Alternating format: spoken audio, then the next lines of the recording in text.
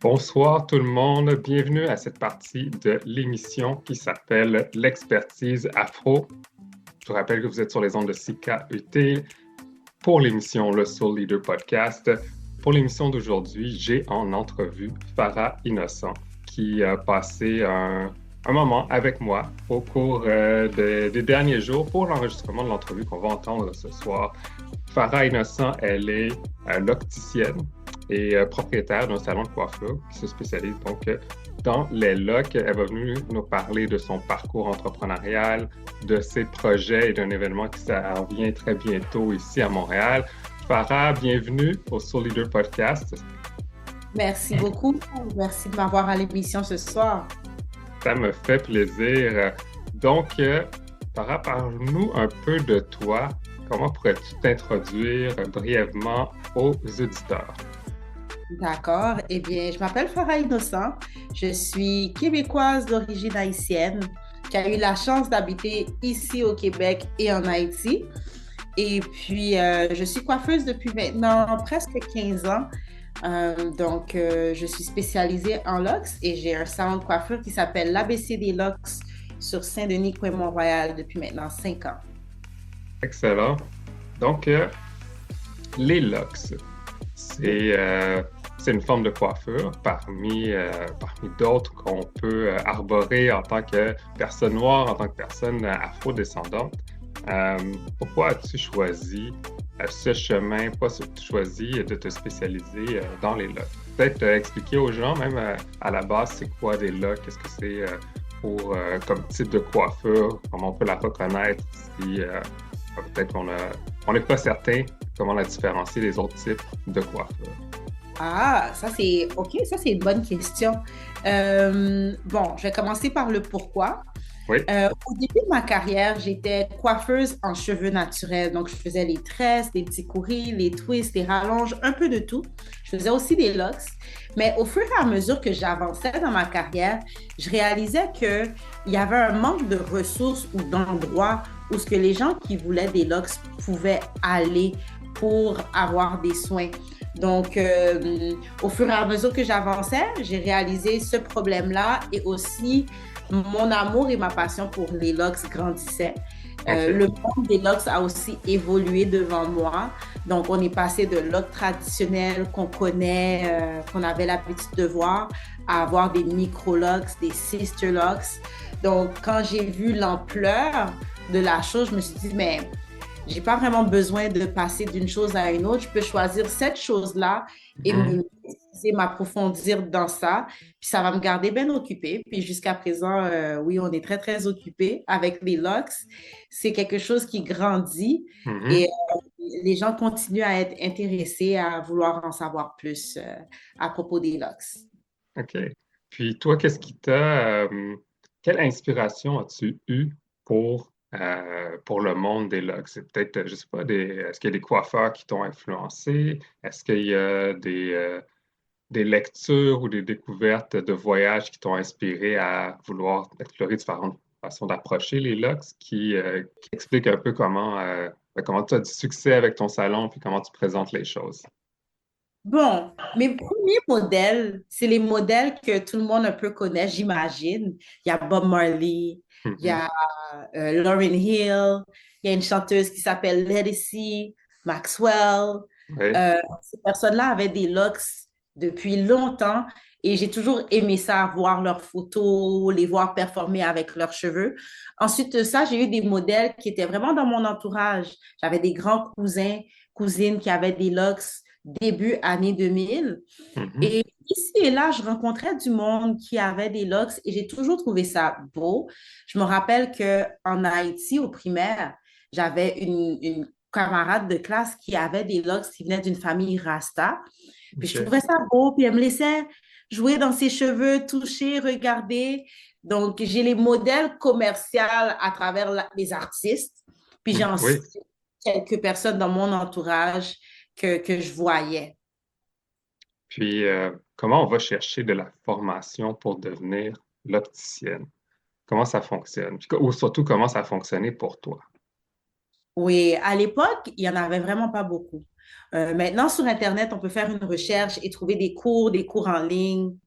À l'époque, il n'y avait pas beaucoup de ressources. Et moi, je connaissais une technique en particulier, c'était les 8 twists. Ensuite, je faisais des twists, des traits, je me débrouillais bien. Et il y a eu une époque où j'ai commencé à voir des gens qui avaient de l'interlock, mais pas comme je les connaissais. Mhm. Donc, il y a quelqu'un que je voyais ses clients se promener et je pouvais voir que sa technique était vraiment belle, elle était différente des autres. Et ça, c'était le travail de Anta Coiffure. Et quand j'ai vu ses clients, je me suis dit, ah, ça, c'est quelqu'un avec qui je pourrais apprendre parce que je vois qu'elle fait un travail qui est différent, un travail qui est neat. Et effectivement, j'ai appliqué là-bas. C'était le premier endroit où j'ai été travailler. Donc, Anta a été mon premier mentor, malgré qu'à l'époque, je faisais encore des tresses. Elle m'a appris les twists sénégalais, mais elle m'a beaucoup appris sur les locks comme l'interlock, le travail d'aiguille, les extensions. Non. Donc, au sein de Anta, qui avait déjà 25 ans d'expérience en coiffure à l'époque, j'ai beaucoup appris. Ensuite, j'ai habité aux États-Unis pendant presque 2 ans où je me suis formée encore plus là-bas. Puis, j'ai pris des cours en ligne, j'ai pris des formations comme la formation Sistylox, j'ai une mentor en coiffure. Donc, pour moi, ma formation a été de trouver des personnes clés qui pouvaient me léguer leur savoir et apprendre avec eux et ensuite me concentrer sur ma clientèle aussi parce que la pratique, ça, c'est ça qui fait qu'on est bon dans ce qu'on fait. Et au fur et à mesure, c'est ça, c'est de cibler quelles sont les choses que l'on veut apprendre, mettre dans son gabarit pour être meilleur, les apprendre, puis les mettre en pratique. Super. Puis, pour en revenir peut-être à une question que j'avais au début, peut-être pour des personnes qui sont un peu moins familiers avec les locks, comment on différencie, puis on remarque qu'on a une coiffure peut-être un peu plus authentique de lock par rapport à d'autres types de coiffures?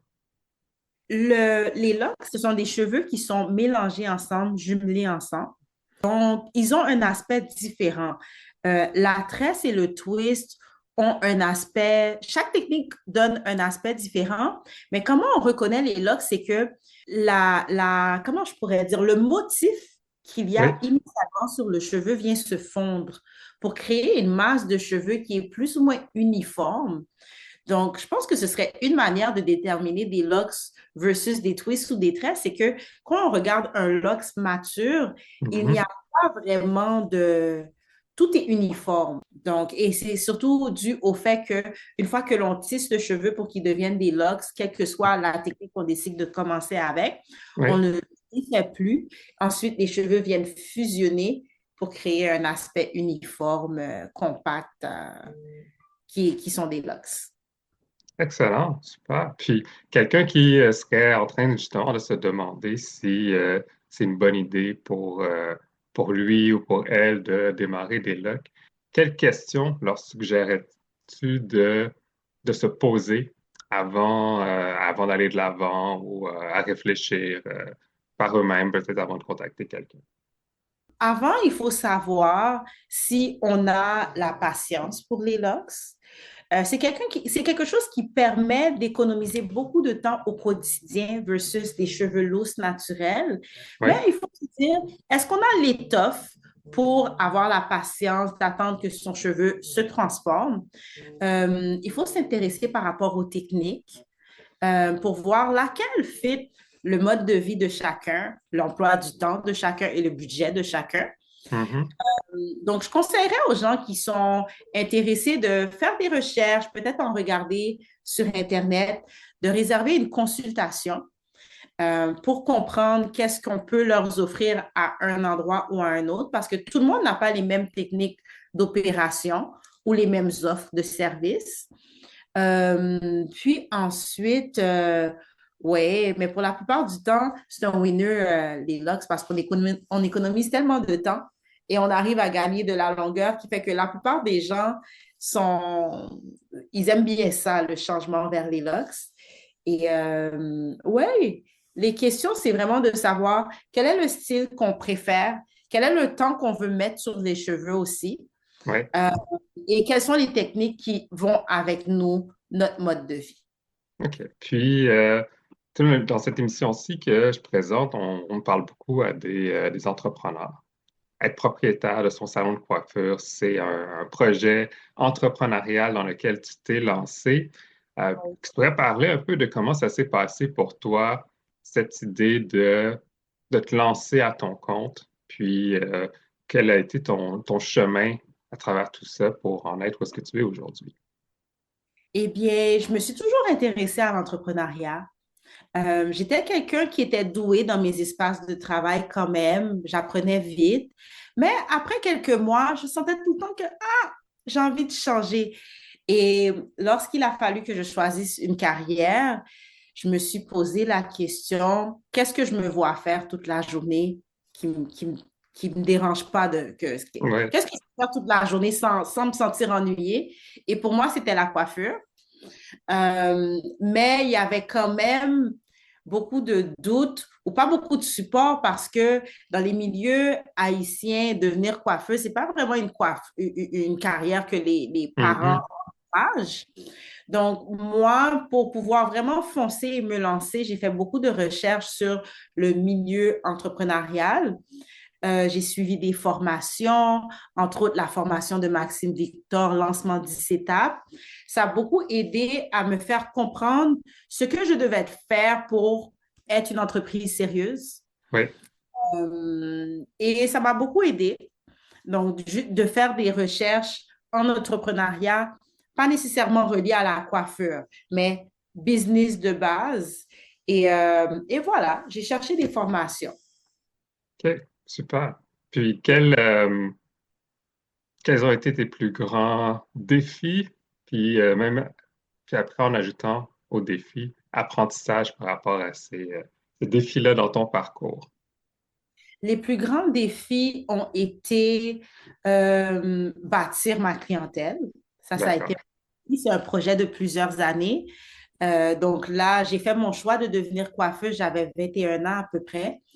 Euh, académiquement, bon, j'ai fait le cégep en soins infirmiers comme toute bonne haïtienne. J'ai pas terminé, par exemple. Ensuite, j'ai fait Herzing College, qui a été un programme de gestion en affaires. Oui, Euh, Ensuite, j'ai fait Maxime Victor et à la fin de ce programme-là de Herzing College, ben, et aussi Maxime Victor, il faut faire un plan d'affaires. Donc, mhm, dans le plan d'affaires, j'avais mes idées, oui, je veux un salon de coiffure, etc. Mais là, tu réalises qu'il faut fonder ton salon de coiffure. Donc, comment fonder le salon de coiffure et comment ouvrir si on n'a pas de clients? oui, Donc là, j'ai dû mettre un plan en place pour que je puisse obtenir un salon de coiffure. Ça n'a pas été instantané, ça a pris quelques années parce que je me suis dit, il faut que moi-même, je me forme, il faut que je me mette aussi out there, là, il faut que je me oui, lance pour bâtir une clientèle. Puis une fois que j'ai la clientèle, maintenant, je vais pouvoir ouvrir un salon de coiffure sans avoir à m'inquiéter de comment je vais faire pour payer le loyer parce qu'il va y avoir un roulement. Puis voilà, donc c'est ce que j'ai fait. Donc pour me former, j'ai été travailler avec Anta, j'ai été aux États-Unis. C'est en revenant des États-Unis que j'ai vraiment été à mon compte, à moi toute seule. mhm, Donc là, ça fait 10 ans depuis que je suis revenue d'Atlanta et ça fait 10 ans que je suis vraiment travailleur autonome. OK, Donc, ça en marche. étant travailleur autonome, il y a eu pas mal de défis aussi, il y a eu pas mal de changements parce qu'au début, on tâtonne le terrain, on essaye de se chercher, de se trouver. Et donc, j'ai passé plusieurs rôles où ce que j'ai travaillé, j'ai loué des chaises dans des salons de coiffure, Mhm, j'ai travaillé avec du monde, j'ai travaillé de la maison aussi. Donc, il y a eu des changements. Euh, il y a eu aussi des stratégies en ligne, comment se faire voir, comment oui, en effet. s'assurer que les gens savent que tu existes. Donc, il y a du travail physique, il y a du travail en ligne virtuel. Et puis, finalement, j'ai fini par ouvrir le salon en 2019. Oui, Donc, je suis d'accord. aux États-Unis, décembre 2014. J'ai ouvert le salon en 2019. Donc, ça m'a pris 5 ans à vraiment bouger, faire les steps que j'avais besoin de faire pour grandir et fidéliser une clientèle. Donc, au début, Moi, j'allais chez les gens en autobus avec mes outils pour les coiffer. Au début, je chargeais même pas, je chargeais 20, 30 $ parce que je voulais vraiment l'expérience. Puis au fur Oui. et à mesure que je devenais bonne, bon, là, je mettais un prix à ce que je faisais et jusqu'à ce que j'ai le salon, que je sois plus stable. Puis tu Oui. me parlais de justement de ce salon que tu as ouvert en 2019 pour quelqu'un qui viendrait te visiter. Qu'est-ce que tu as fait pour différencier ton salon au-delà du fait d'offrir des services en lien avec les locs? C'était vraiment important pour moi de pouvoir offrir à la clientèle un bel espace propre et structuré. Parce qu'à l'époque, quand on était jeune, c'était des walk-in. Tu pouvais passer ta journée au salon de coiffure à attendre ton tour. Donc, c'était important pour moi d'offrir des rendez-vous, Mhm. un bon espace, puis d'offrir des conseils qui sont vrais. Nous, notre priorité, c'est vraiment de partager notre amour pour les cheveux naturels et les locks, partager nos connaissances avec les gens. Donc, quand quelqu'un quitte le salon, je veux que cette personne-là se sente bien dans sa peau.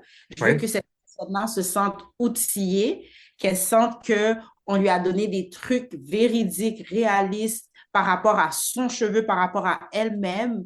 Parce qu'il y a tellement de choses sur Internet, mais parfois on ne sait pas, mais qu'est-ce qui est bien pour moi?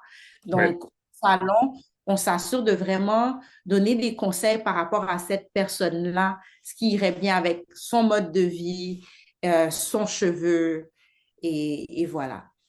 C'est bon. Donc, tout ça, ça t'a amené à organiser un événement avec d'autres collaborateurs qui va se tenir le 8 février prochain. Est-ce que tu pourrais partager cet événement-là, puis expliquer ben, pourquoi tu y participes? D'accord. Donc, l'événement du 8 février, ça s'appelle l'Union fait les locks. Et c'est un événement qui est vraiment fait pour célébrer le mouvement des locks qui grandit à Montréal. Ça va être le mois de l'histoire des Noirs, donc ça va être le mois où on célèbre toutes les choses afro-descendantes. Donc, je pense que notre héritage capillaire, c'est un héritage qui est important pour notre identité, pour comment qu'on se sent, et voilà, donc à l'événement, il va y avoir un marché local avec des exposants de produits et d'accessoires pour le cheveu ou pour le bien-être. Donc, il va y avoir du réseautage. On va aussi parler du mouvement des locks. Donc, on a deux panels, pardon, qui sont animés par Katie Antoine. Donc, on va parler à des clientes, puis on va parler à des professionnels de c'est comment adopter un mode de vie avec des locks. Professionnellement, ça se passe comment? Et on va adresser ce qui se passe dans nos modalités. Le fait que de plus en plus, l'image des locks est démystifiée, que plus Mhm. en plus de personnes adoptent des locks. Et donc, ça va être la partie consciencieuse de l'événement. Puis ensuite, ça va être célébration. Donc, ça va être vraiment feel good, look good. Mais la beauté de l'événement va vraiment être faite selon la présence des gens dans la salle. Moi, ce que je veux vraiment voir, ce qui m'excite en pensant à l'événement, c'est de penser à beaucoup de personnes qui sont rassemblées, qui ont des locks. J'ai hâte de voir cette image-là en vrai. Puis ça va être une première à Montréal, donc j'ai très hâte. Excellent. Donc, comment on fait si on a envie de participer à ce beau rassemblement qui a l'air fort intéressant, fort divertissant? C'est où et comment on se procure nos places? D'accord. Donc, l'événement va se passer au Doc 619 à Longueuil. Pour se procurer des billets, vous pouvez aller sur Eventbrite, taper l'Union dans la barre de recherche et l'événement va sortir l'Union fait les locks. Ou encore par Instagram, vous pouvez aller sur la page de l'ABC des locks. Dans le profil, il y a un lien pour vous procurer des billets ou sur ma page personnelle qui est Farah la locticienne. Mhm. Aussi, dans le profil, il y a un lien qui va vous diriger au billet. OK, excellent. Puis, si on veut en apprendre davantage sur toi, comment les gens peuvent te trouver? Sur ce que toi tu fais, que ce soit sur le salon. Oui, eh bien, sur les pages Instagram que je viens de mentionner, donc soit ma page personnelle Farah la locticienne ou la page du salon ABC des locks. Et si quelqu'un cherche aussi à s'approfondir dans les locks, on offre des cours au salon.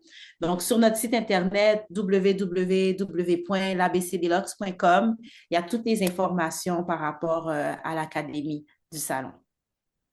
Parfait. Dans le cadre de l'émission, j'ai l'habitude de demander à mes invités s'ils ont une citation ou un proverbe qui les inspire, soit dans leur parcours, dans leur journée ou tout simplement en ce moment, lequel ce serait, le partager, puis expliquer ben, pourquoi il était, qu'est-ce qu'il signifie pour toi. Wow, on the spot comme ça. Je sais que j'ai plusieurs citations que j'aime bien. Bon, celle qui me vient en tête en ce moment, c'est il faut donner pour recevoir. C'est une OK, valeur que j'aime beaucoup parce que je considère que si on veut recevoir, ben, il faut donner et c'est comme ça que l'univers fonctionne. Donc, that's one of the models I go by. OK, excellent. Après, pour terminer l'émission, parce que le Soul Leader Podcast, c'est aussi une émission musicale, Oui. aurais-tu un morceau que tu aimerais partager avec les auditeurs que tu affectionnes? Puis, ben, si possible, d'un artiste d'origine afro-descendante, peu importe d'où il vient dans le monde. Oui, j'ai j'espère que je le dis bien. C'est Love Nwantiti de Sike. OK, C'est une chanson que j'aime beaucoup. d'accord. Puis, comment l'as-tu découverte et pourquoi l'aimes-tu autant? J'aime la mélodie, j'aime l'air. Je trouve que c'est une tune romantique. Et je crois que juste en étant out and about, juste en sortant, j'ai entendu cette musique-là. Et depuis peut-être 1 an, 2 ans, hein, mais c'est une musique que j'aime. Excellent. Donc, on va pouvoir l'écouter puis la partager avec les auditeurs. Donc, Farah Innocent, on arrive à la fin de cette entrevue, de cet échange. Ça m'a fait énormément plaisir d'en apprendre davantage sur qui tu es, sur ce que tu fais, puis de pouvoir partager ta passion pour la coiffure, puis en particulier des locks. Ben, je vais donner rendez-vous aux gens qui voudraient te retrouver le 8 février prochain pour cet événement que tu co-organises, si je me trompe pas. Oui, eh bien, on a des commanditaires, des sponsors qui vont être avec nous. On a Style Afrique qui va être avec nous comme exposant. On a Mea Beauty. On a Zuzu Experience. On a aussi Yaga My Locks qui vient faire des Lock Sprinkles de Toronto à l'événement. Donc, les Lock Sprinkles, c'est quand on pose des billes cousues sur OK. pour donner un peu de pep à la coiffure. Mais sinon, majoritairement, c'est moi qui entreprends le projet. Et puis voilà, donc ils peuvent trouver les billets sur Eventbrite. Dommage, j'ai voulu je vois que tu as des logs. Je voulais te demander, ça fait combien de temps que tu as des logs, toi? Moi, personnellement, j'ai eu deux phases avec des locks dans ma vie. J'en ai OK? déjà eu par le passé, quand j'avais commencé dans la vingtaine, puis que j'ai malheureusement coupé au début de ma trentaine. Puis OK? ceux que j'ai en ce moment, je les ai recommencés, ça fait 1 an à peu près, un peu moins d'un an. OK. Est-ce que tu trouves que l'expérience, ta première expérience et la deuxième expérience se ressemblent ou est-ce que tu le vis différemment? C'est quelque chose que j'ai fait par moi-même, pour dire. Là, je suis pas passé par un coiffeur les deux fois pour démarrer mes locks. Des fois, je les entretiens plus ou moins. Mais sinon, c'est quelque chose que j'aime bien porter pour la simplicité de l'entretien au quotidien. J'aime bien le look. Je trouve que ça me représente bien comme une personne dans mon identité.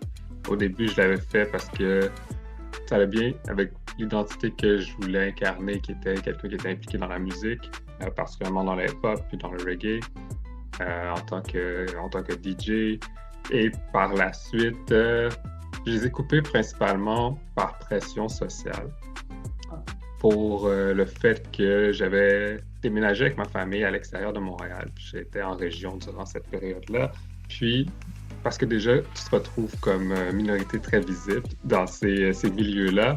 Les locks, pour les personnes que je rencontrais, semblaient leur signifier un manque de professionnalisme et de sérieux. Donc ça, c'est ce que j'ai accepté comme raison. Donc je les ai coupés, mais j'ai vraiment regretté d'avoir fait ça après.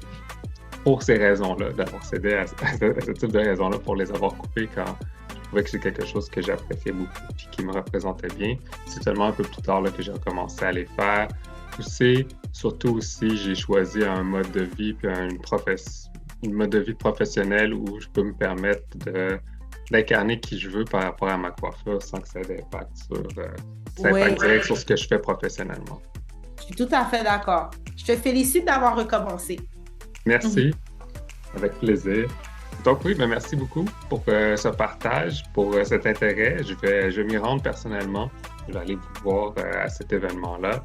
Puis, c'est toujours intéressant d'avoir des gens qui partagent leur parcours entrepreneurial, tout comme leur passion à travers ce parcours qui est pour toi, les locks. Donc, encore une fois, merci à tous et à toutes. Je souhaite à tout le monde une très belle fin de soirée, très belle journée, dépendamment de où vous nous écoutez dans le monde. Santé, bonheur et succès à tous mes auditeurs et afro-entrepreneurs.